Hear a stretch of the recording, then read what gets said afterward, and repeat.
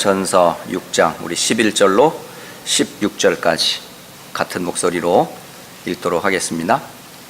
오직 너 하나님의 사람아, 이것들을 피하고 의와 경건과 믿음과 사랑과 인내와 온유를 따르며 믿음의 선한 싸움을 싸우라. 영생을 취하라.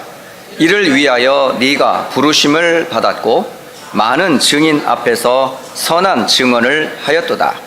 만물을 살게 하신 하나님 앞과 본디오 빌라도를 향하여 선한 증언을 하신 그리스도 예수 앞에서 내가 너를 명하노니 우리 주 예수 그리스도께서 나타나실 때까지 흠도 없고 책망받을 것도 없이 이 명령을 지키라. 기약이 이르면 하나님이 그의 나타나심을 보이시리니 하나님은 복되시고 유일하신 주권자이시며 만왕의 왕이시며 만주의 주시오. 오직 그에게만 죽지 아니함이 있고 가까이 가지 못할 빛에 거하시고 어떤 사람도 보지 못하였고 또 볼 수 없는 이것이시니 그에게 존귀와 영원한 권능을 돌릴지어다. 아멘. 제가 성경을 볼 때 가장 기대가 되는 시간이 언제냐면 성경 66권 속에 나타난 그리스도를 찾아낼 때예요. 예전에는 제 눈으로 볼 때 말씀이 복음 중심으로 보이지를 않았어요. 주로 말씀이 어떻게 보였냐면 내게 유익되는 말씀은 빨간 펜으로 줄을 쫙 긋고 나와 상관없으면 관심도 두지 않았어요. 그러니까 예전에 성경책은 어떤 책이냐면 내 성경책이야. 그냥 나를 위한 말씀이지 하나님의 뜻이든 뭐 하나님이 세상을 향한 계획이든 나와 상관없어요. 일단 내가 유익이 되면 독이 되든 악이 되든 무조건 이건 내 말씀 하고 그거를 언약처럼 붙잡고 그렇게 성경을 보았어요. 그러던 어느 날 그게 아니라는 걸 알게 됐어요. 성경을 주신 이유와 목적은 한 가지. 그게 뭐죠? 구원. 내가 어떤 상태에 있는지 몰랐어요. 제가 아무리 내가 육신적으로 좋은 말씀을 가진다 할지라도 내 영적인 상태는 여전히 어디에 있어요? 죄 가운데 있어. 어디 있어? 마귀에 잡힌 운명이 묶여 있어. 아무리 부귀영화를 누린다 한들 갈 곳이 정해져 있는데 그곳이 물 한 방울 하나님의 자비가 없는 지옥 불못이 기다리고 있었던 그것도 모르고 그냥 오직 육신적인 것에만 모든 인생을 몰두하고 그렇게 살아가고 있었던 거예요. 그런 제 모습을 말씀을 통해서 발견하게 된 거예요. 그게 함정 속에 틀 속에 올무 속에 멸망할 수밖에 없는 제 모습을 보게 됐어요. 그러니 거기에서 빠져나올 수 있는 길이 뭐밖에 없어요? 그리스도 예수 이외에는 다른 길이 없다는 걸 알게 됐어요.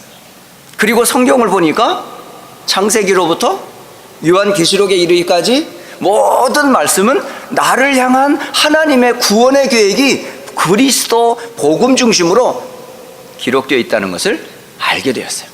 그때부터 성경 읽을 때마다 어디에 그리스도의 말씀이 감추어져 있을까 하고 이게 예언된 그리스도구나. 이걸 가지고 그리스도라고 설명하네. 이게 바로 사탄의 권세를 깨뜨리고 하나님 만나는 길이고 영원한 저주에서 해방되는 그리스도를 표현하는 말씀이구나 하고 성경 66권을 볼 때마다 그리스도 라는 단어가 제게 와닿기 시작을 했어요. 그리고 그 그리스도의 약속을 통해 내가 구원을 받았구나 라는 이 구원의 은혜가 말씀에서 확인이 되니까요. 그래서 누차 저 자신에게나 우리 렘넌트 사역자들에게나 우리 중직자들에게나 심지어 우리 렘넌트들에게 나의 구원의 증거가 되는 말씀을 어디서? 성경에서 찾아라. 9월 한 달 오늘 마지막 주 30일이 되는 날 9월 한 달 동안 우리가 디모데 전서라고 하는 성경을 가지고 복음 없었던 에베소 지역, 그곳에 복음 가진 전도자 바울과 그 팀이 들어가 힘없고 무능했던 제자들에게 참 그리스도의 복음을 전하고 성령이 덧입힌 이후로 에베소 지역은 바뀌었어요. 그리고 2년 동안 예수가 그리스도, 예수가 십자가 지실 이유, 예수가 사망 권세를 깨뜨리고 부활하셔야 될 이유를 성경을 가지고 2년 동안 말씀 운동한 결과 지역의 흑암이 꺾이고 문화가 바뀌며 수많은 불신자들과 우상 숭배자들의 주께로 돌아와 하나님의 영광 돌리는 교회가 세워졌는데 그 교회가 에베소 교회. 그 사역을 마치고 돌아가는 바울이 디모데를 남겨둔 그 디모데에게 에베소 교회 사역을 이렇게 해라 라고 지침서를 보내주었는데 그게 바로 디모데 전서예요. 그 디모데 전서를 받아본 디모데가 무엇을 생각했을까요? 바울의 마음을 보았고 하나님의 뜻을 분별하게 됐고 나를 부르시고 이 에베소 교회를 향하여서 하나님이 원하시는 게 뭘까? 라는 것을 디모데에게서 보낸 그 편지에서 찾았어요. 그리고 바울이 했던 그대로 본인이 약속 잡고 에베소 교회 사역을 충실하게 했던 디모데. 오늘 이 디모데 전서의 내용이 오늘 사역자인 저 자신에게 또 우리 메시지로 우리 히스패닉과 영어권 현장에 언약을 전달하는 우리 메신저들에게 그리고 렘넌트들을 가르치는 우리 교사들에게 심지어는 가정의 부모로서 우리 후대들을 키우는 부모들에게 그리고 이 메시지의 언약의 주인공이 되는 우리 렘넌트들에게 하나님은 말씀으로 우리에게 9월 한 달 동안을 풍성하게 채워주셨어요. 저는 한 달 동안 굉장히 벅찼어요. 말씀 보면서 이렇게 디모데 전서를 많이 읽어본 적도 없어요. 읽으면서 또 읽어보면서 또 읽어보면서 바울이 받은 은혜가 디모데에게 전달된 이 말씀이 에베소 교회에게 전달됐던 이 편지의 내용들이 오늘 우리 휴스턴 안디옥 교회의 목사인 저에게 또 우리 사역자들에게 우리 성도들에게 렘넌트들에게 이 말씀이 전달되어지는 것을 생각합니까? 벅차더라고요. 진짜 한 달 동안 행복했어요. 9월 한 달 여러분 행복하셨어요? 어느 장로님은 목사님 메시지 준비하는 게 결코 쉽지 않던데요. 학원 보고 메시지가 왜 이렇게 어려워요? 이건 목사님이니까 가능하지 저는 감당하기가 힘듭니다. 괜찮아요. 그만큼만 전해도 충분합니다. 성령은 동일하시고 또 깨달을 수 있는 은혜를 주세요. 그러니까 그런 부담 안 가져도 됩니다. 먼저 여러분 자신이 은혜 속에 하나님이 주신 복음을 찾아가는 그런 언약의 여정 속에 있음을 아시고요. 여러분의 현재 상태가 앞으로의 미래 상태가 아니에요.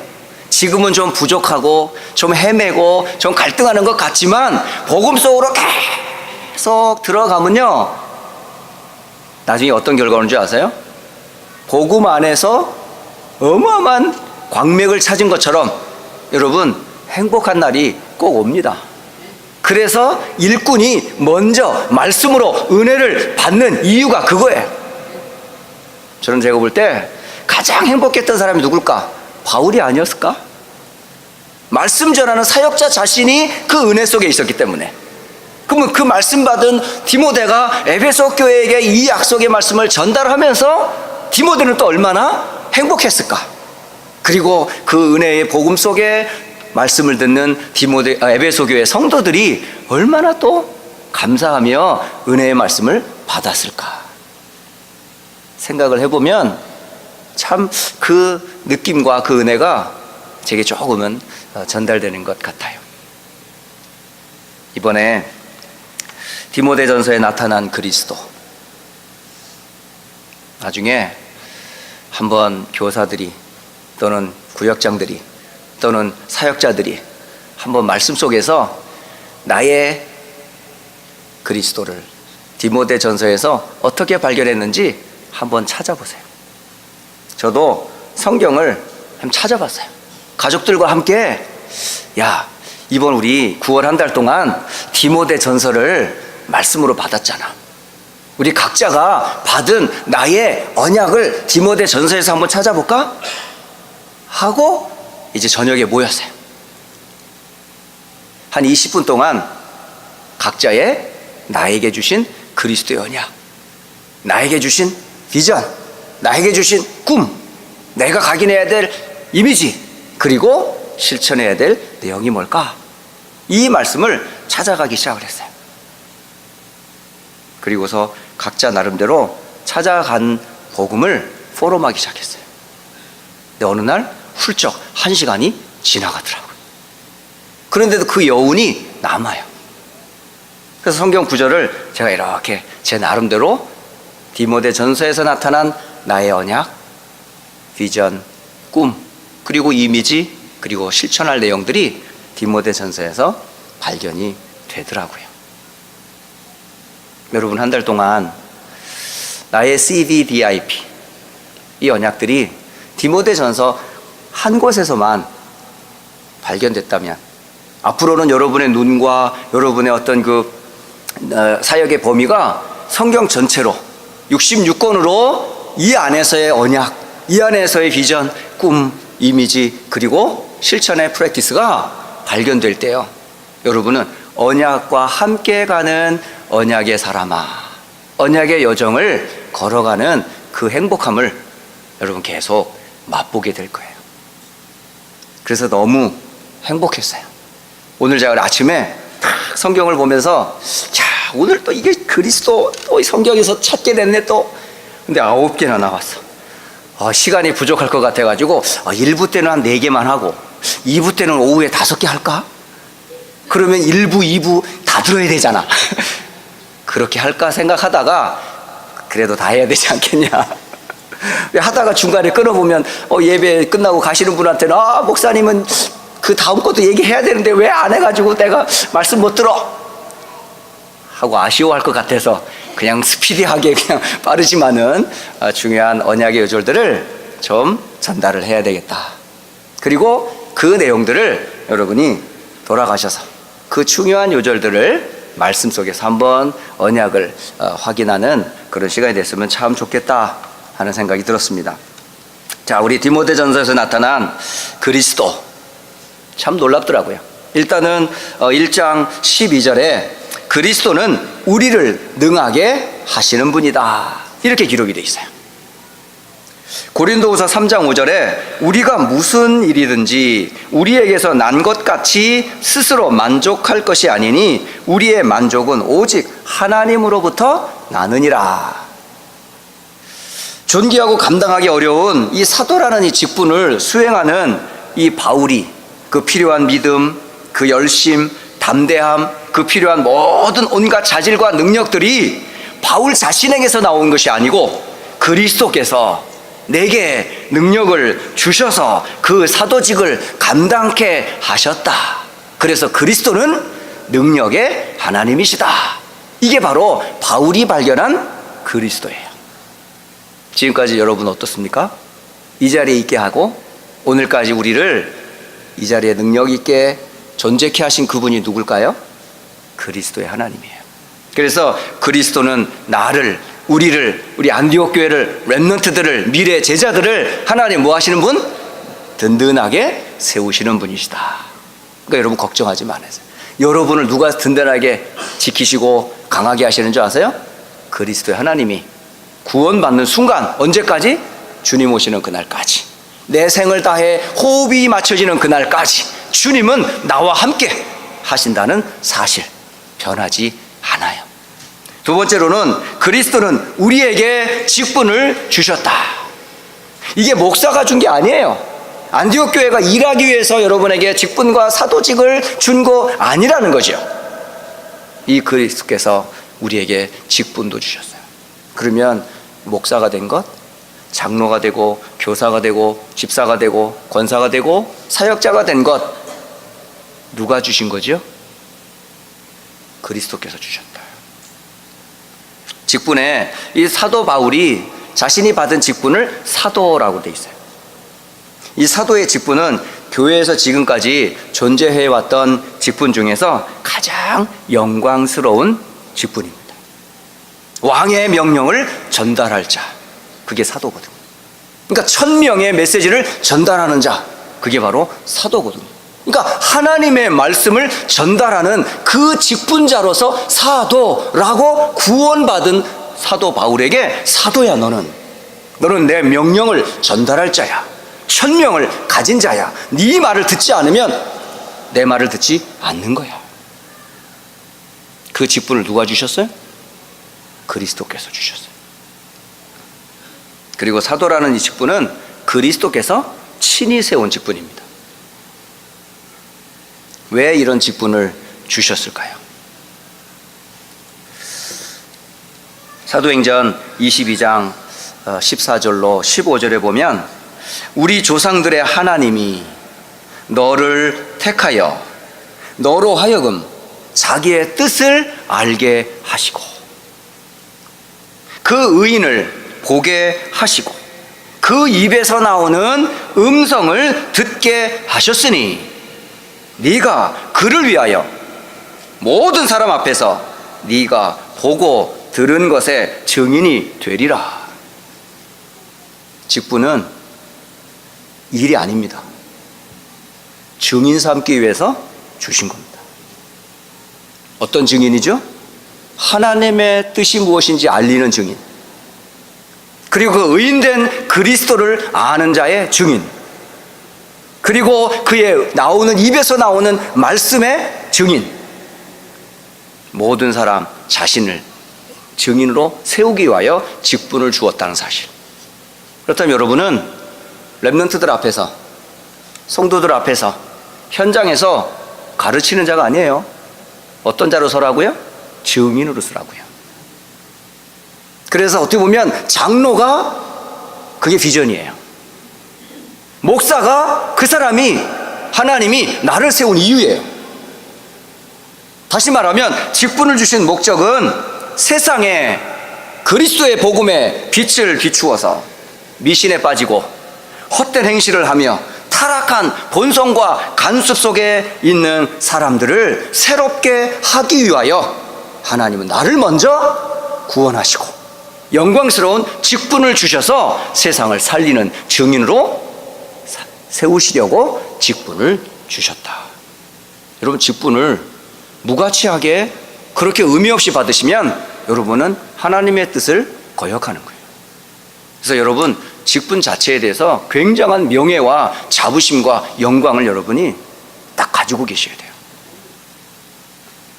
세 번째, 그리스도는 죄인을 구원하시려고 세상에 오셨습니다. 디모데전서 1장 15절의 말씀. 갈라디아서 4장 4절에 보니까 때가 차매 하나님이 그 아들을 보내사 여자에게서 나게 하시고 율법 아래 나게 하셨다라고 되어 있어요. 왜요? 첫째는 창세기 2장 17절. 선과 악의 열매를 따먹는 날에는 정녕 죽으리라, 반드시 죽으리라 하는 하나님의 공의를 실현하기 위하여 그리스도께서 오셨어요. 오신 첫 번째 이유는 모든 사람이 죄와 저주로 하나님의 공의 아래 설 자가 아무도 없어요. 그 진노에 놓여있는 우리를 구원하시려고 하나님이 때가 참에 율법 아래 나시고 여자에게서 나셨다는 거죠. 그렇지 않으면 우리는 절대 거룩하신 하나님 앞에 설 수 없기 때문에, 그래서 그리스도의 피로 그의 공의로 우리는 담대히 주님 앞에 나아가게 된 겁니다. 그뿐만이 아니고 창세기 3장 15절에 죄인들로 하여금 구원받을 수 있는 모든 필요한 은혜와 그 조건들을 여자의 후손 되신 그리스도께서 사탄의 권세를 깨뜨리시고 십자가에 피 흘리시고 사망 권세를 깨뜨리고 부활하사 하나님 만나는 생명의 길을 여심으로 하나님이 나를 사랑하신 그 언약이 성취됐어요. 바로 그분이 누구라고요? 그리스도 예수님께서 하나님의 공의와 하나님의 사랑을 성취하신 분, 그분이 누구예요? 예수님이에요. 그 은혜로 저와 여러분이 오늘 이 자리에 구원을 받게 됐고 서게 된 겁니다. 네 번째, 영원하신 그분은 왕이시며 또 하나님께는 영원한 존귀와 영광이 있다라고 되어 있어요. 디모데전서 1장 17절에 이 내용이 한 6가지로 구분이 되어 있어요. 6가지로. 첫째가 뭐냐면 그리스도의 속성이 6가지가 나온다고요. 그리스도가 가지고 계신 그의 속성, 감추어진 성품들이 어떻게 표현이 되어 있냐면 그리스도는 영원하신 분이다 이렇게 되어 있어요. 영원이라는 거예요. 그분은 시작도 끝도 그 존재가 언제 시작됐고 언제 끝나는지 몰라요. 왜? 영원한 분이기 때문에. 두 번째, 그리스도는 왕이라 이렇게 표현되어 있어요. 왕은 모든 만물을 뭐하죠? 조율하시고 통치하시는 분이에요. 그러니까 바로 만물의 통치자가 누구다? 그리스도다라는 말씀이에요. 그리고 그리스도는 썩지 아니하는 분이다 이렇게 되어 있어요. 피조물이 아니기 때문에. 피조물은 썩거나 없어져요. 그런데 썩지 아니하시는 분이 누구다? 그리스도시다.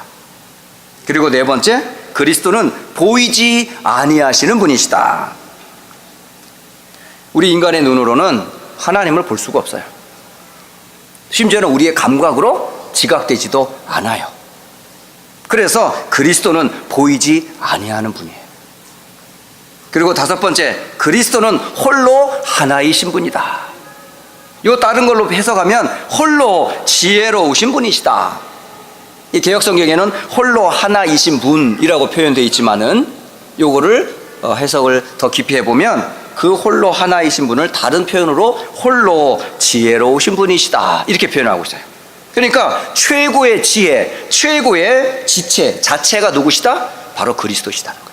그러니까 그리스도 안에 모든 지혜, 지식, 보화가 감추어져 있다라고 골로새서 2장 3절에 그 그리스도가 바로 지혜의 근본이시다라는 말씀이에요. 그리고 여섯 번째, 모든 찬송과 경배와 고백을 받으시기에 합당하신 분. 그래서 우리가 예배를 통해 하나님께 존귀와 영광을 돌릴 대상이 바로 그리스도의 하나님이세요. 이게 바로 디모데전서 1장 17절에 나타나신 그리스도의 말씀입니다. 다섯 번째, 그리스도는 하나님과 사람 사이의 중보자이시다 이렇게 표현하고 있어요. 모든 사람의 하나님은 누구예요? 한 분이에요. 한 분. 어제 아틀란타에 가서 말씀을 다 나누고 이제 포럼을 하게 됐어요. 포럼을 하면서 이제 중직자들도 2명이 와서 포럼을 하고 또 랩런트들로 한 2명이 와서 포럼을 했어요. 그 가운데 불신자 가운데서 돌아왔던 한 고등학교 여학생이 포럼을 하는 거예요. 자기는 하나님이 나라마다 다 한 분씩 있는 줄 알았대요. 한국의 하나님, 미국의 하나님, 중국의 하나님, 일본의 하나님, 모든 나라마다 각자가 성경 하나님이 한 분씩 다 있는 줄 알았대요. 그러면 하나님이 몇 분이 되실까? 237개국이라고 나라로 말하면 237개의 하나님이 계신 거야. 그럼 237분의 하나님께서 그 나라를 구원하기 위해서 237개의 구원자를 보내셔야 돼. 맞습니까? 그렇게 알고 있잖아요. 각자 나라마다 자기의 신들이 있었으니까. 그런 하나님이 아니라는 거예요. 하나님은 한 분이시다. 모든 만물과 모든 인류와 모든 피조물을 지으신 이가 하나님.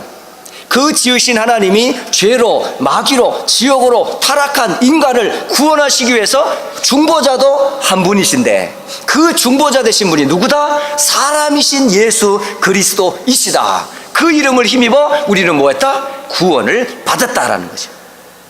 그래서 하나님도 한 분이시며 중보자도 한 분이시며 그 중보자가 누구시다? 오직 한 분, 그리스도 예수이시다.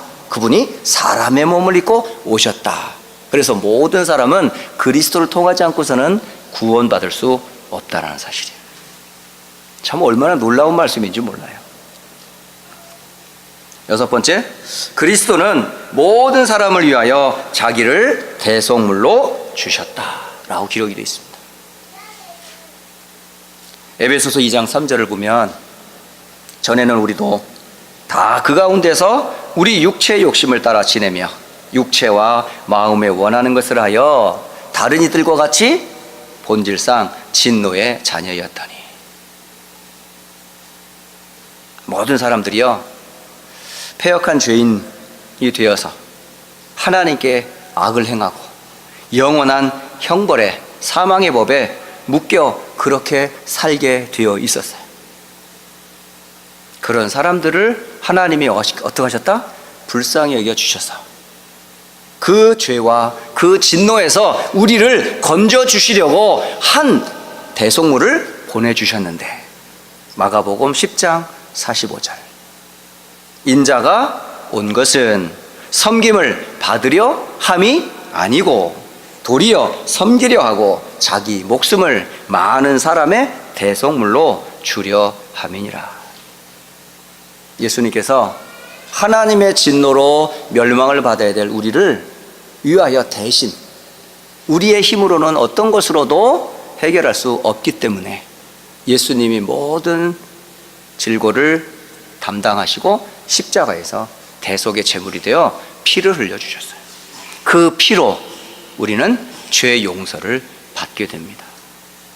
피 흘림이 없이는 죄가 용서되지 않기 때문에. 그래서 예수님을 십자가에서 우리의 대속 제물이 되어주셨어요. 오늘 아침에 시편 제가 50편을 읽었는데 이런 말씀을 하시는 거예요. 나의 성도들을 내 앞에 모으라. 그들은 제사로 나와 언약한 이들이니라. 여러분, 우리가 하나님 앞에 나아갈 때 하나님이 무엇으로 우리와 하나 되는 줄 아세요? 제사입니다. 제사의 가장 중요한 게 뭐지요? 제물입니다. 그 제물에는 누가 쓰임 받았죠? 양, 소, 염소. 다시 말하면 피 흘려야 될 제물이 항상 있었어요. 그 제물의 피로 하나님과 죄인된 우리 사이가 화목으로 회복이 된 거죠. 그래서 너희는 나와 나의 언약의 아들이니라. 그러니까 우리는 언약의 백성이에요. 그래서 그리스도의 십자가와 그 보혈이 아니고는 절대 우리는 하나님 앞에 나설 수 없다는 사실이에요. 그 피의 제물 대속의 주인공이 누구시다? 그리스도이시다는 거예요. 그거를 사도 바울은 디모데에게 다시 한번 그 예배 속에서 빠지지 말아야 될 요소가 뭐다? 그리스도의 피의 제물 대신 십자가의 복음을 항상 강단에서 선포하라는 거예요. 그래서 교회가 해야 될 가장 중요한 사역이 뭐죠? 십자가의 복음을 항상 전하는 거예요. 그러니 그게 하나님 뜻이니까. 그래서 시편 50편 14절 15절에 이렇게 말해요. 감사로 하나님께 제사를 드리며 지존하신 이에게 내 소원을 갚으며 환난 날에 나를 부르라. 내가 너를 건지리니 네가 나를 영화롭게 하리라. 감사함으로 하나님께 제사를 드리랍니다. 그 제사의 주인공이 누구라고요? 그리스도의 십자가. 그 피로 우리가 주와 함께 화목이 되셨어요. 자, 7번째입니다. 그리스도는 모든 사람, 특히 믿는 자들의 구주이십니다. 시편 33편 18절과 19절 이렇게 기록이 되어 있습니다. 여호와는 그를 경외하는 자, 곧 그의 인자하심을 바라는 자를 살피사 그들의 영혼을 사망에서 건지시며 그들이 굶주릴 때에 그들을 살리시는도다. 우리를 건지시는 구주가 되시는 그리스도. 우리를 어디에서요? 영혼의 사망에서 건져주셨다는 거예요. 그래서 여러분이 살아나신 거예요. 여덟 번째, 만왕의 왕, 만주의 주이시며 때가 이르면 그의 나타남을 보이실 재림주이시다. 계시록 17장 14절에 보면 만왕의 왕, 만주의 주가 누구라고 표현되냐면 그리스도 예수님을 만왕의 왕, 만주의 주라고 표현해요. 그들이 어린 양과 더불어 싸우리라. 어린 양은 만주의 주시요 만왕의 왕이심으로 그들을 이기실 터이니라. 결국 사탄의 권세를 깨뜨리시고 만국을 다스리실 우리의 왕이 누구라고요? 그리스도의 하나님. 그 왕이 누구와 함께 합니까? 여러분과 우리와 교회의 머리가 되신다는 거예요. 여러분, 어마어마한 분이에요. 그분은 만주의 주다. 모든 대통령이 그 주 앞에 무릎을 꿇는다니까요. 모든 과거, 현재, 미래의 왕들이 그리스도 앞에 주라고 머리를 숙이고 무릎을 꿇어야 된단 말이죠. 그걸 모르고 자기가 왕인 양 세상 권력을 가지고 마음껏 좌지우지했던 왕들 다 무너졌어요. 그런 나라 다 역사에서 사라져버렸어요. 누구를 몰랐기 때문에, 주인이 누군지를 몰랐기 때문에, 참된 자기의 왕과 그 나라의 왕국을 누가 다스리는지를 몰랐기 때문에 역사는 그런 존재들을 다 멸망해버렸어요. 누가요? 주인이신 하나님께서. 여러분 인생의 주인이 누구예요? 나의 주인은 누구며, 우리 가정의 주인은 누구며, 우리 자녀와 미래의 주인은 누구죠? 만왕의 왕이시고 만주의 주가 되시는 예수 그리스도 앞에 여러분 무릎 꿇으시는 거예요. 그때에 하나님 뭐 하신다고요? 흑암의 권세로부터 우리를 승리케 하신다는 거예요.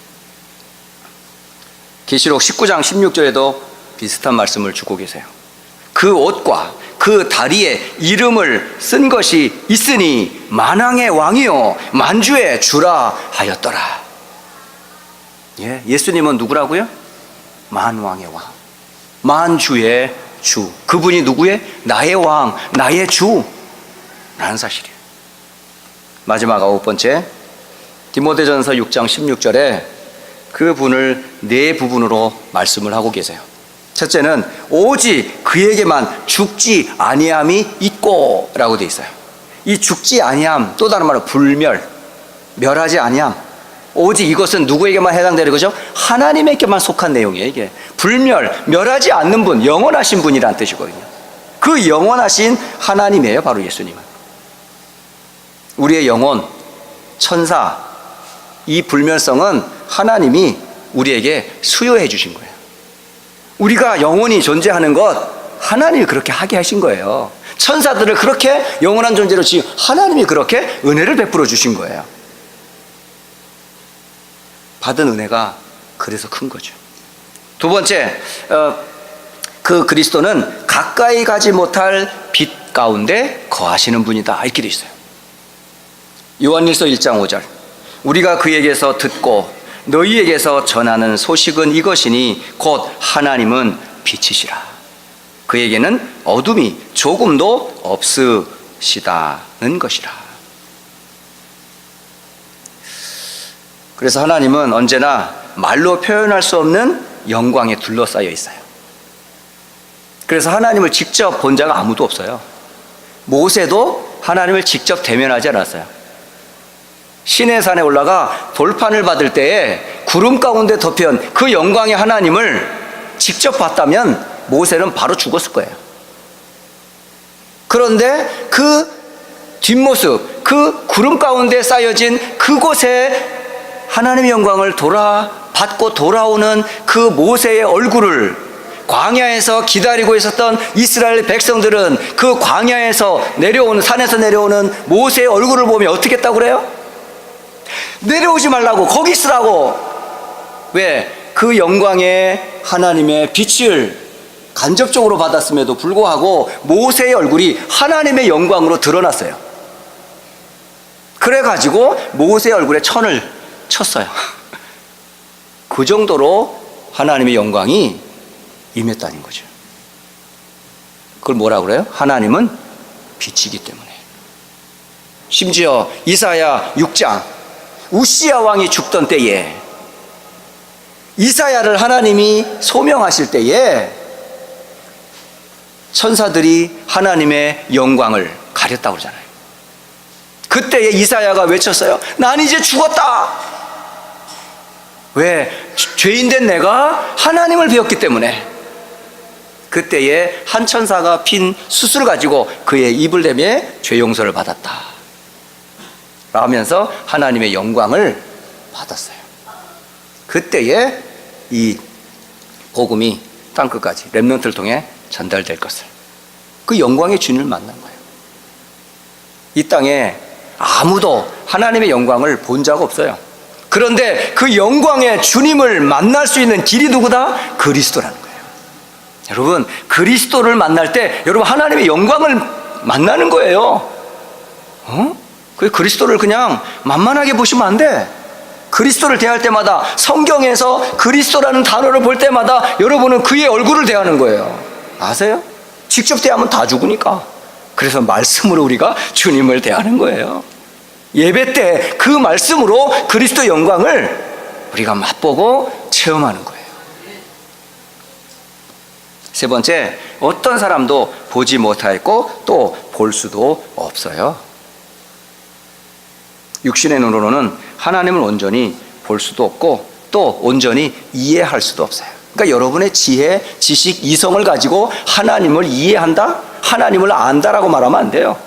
세상의 그 어떤 지식, 지혜도 철학도 하나님을 충분히 설명할 수 있는 게 없습니다. 그래서 누구의 지혜가 필요해요? 성령의 도우심이 필요한 거예요. 하늘에서 내리는 그 지혜로만 하나님을 알아갈 수가 있는 거예요. 우리 평생 사실은 하나님을 알아가는 과정이죠. 어떻게 다 우리 하나님을 알 수가 있겠습니까? 마지막으로 그에게는 존귀와 영원한 권능이 그에게로 돌릴지어다. 모든 영광은 그리스도께 돌리는 거예요. 이것은 구원받은 성도의 마땅한 바예요. 디모데 전서의 만소, 이렇게 9개의 그리스도가 증거되고 있습니다. 이 짧은 말씀 속에서도 이렇게 많은 어마어마한 그리스도의 영광이 있는데 성경 66권에 감추어진 그리스도는 어떨까요? 이 속에 우리 모든 사역자들이, 렘넌트들이, 휴스턴 안디옥 교회가 그리스도의 영광 속으로 풍성하게 들어가시기를 주 예수 그리스도 이름으로 축복합니다. 하나님 아버지, 그리스도가 어떤 분인지 디모데 전서라고 하는 성경을 통해서 오늘 만나게 되었습니다. 주여, 우리의 눈을 열어서 그리스도의 영광을 알게 하시고 보게 하시고 깨닫게 하시고 체험케 하셔서 우리가 그리스도의 증인으로 나를 살리고 만나는 자를 살리며 가정과 교회와 후대와 현장을 살리는 자 되게 하옵소서. 예수 그리스도의 이름으로 기도합니다. 아멘.